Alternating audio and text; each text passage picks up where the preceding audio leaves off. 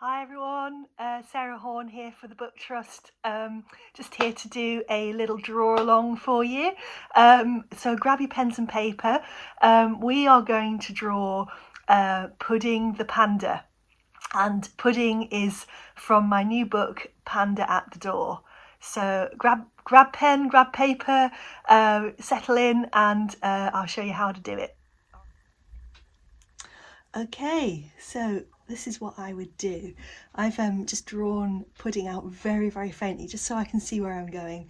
But I'll just walk you through step by step on how we do this. So what I would normally do is start with the ears, lovely, fluffy ears, and just do sort of two big, bold half circles, really, there like that.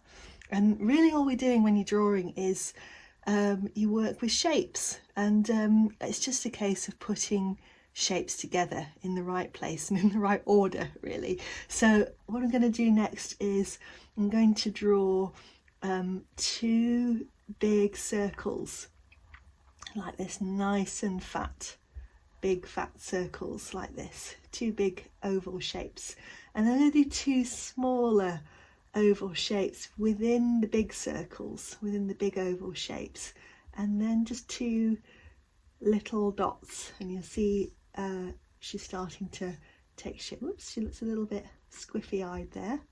Just get those eyeballs straight. So you can see already she's starting to take shape.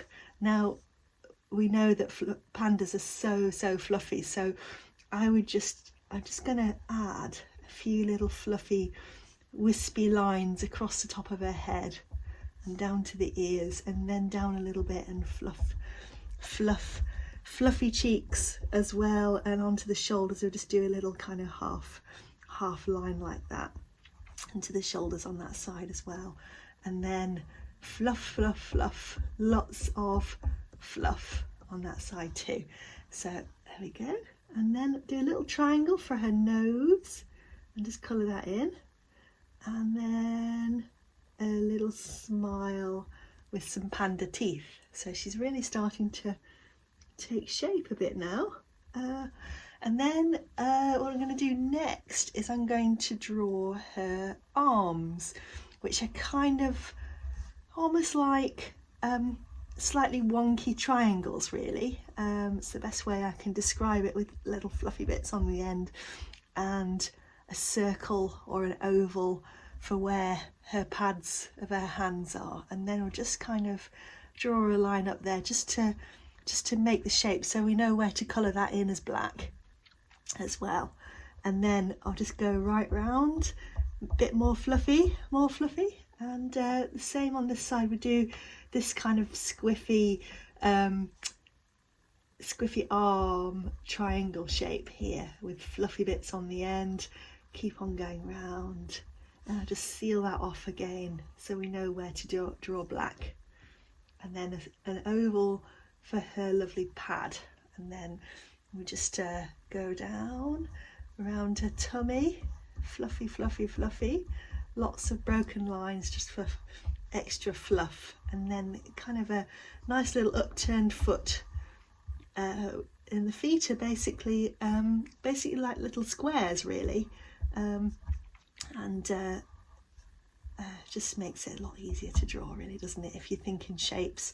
So we'll just do that around like that, and that's kind of like a little square too. Yeah, and there we have it. We'll just seal off those ears as well. And you see we have now one Pudding the Panda. And what I'm going to do now is just going to colour. I'm going to just colour these lovely ears in like that. Just colour. So you see that I've now almost finished putting this black in now, and just kind of making quite strong pencil marks just to get her, like a sense of her fur and her fluff, and it also gives a bit more movement as well, stops them looking so static as well. So just add that in like that, and there we have it. She's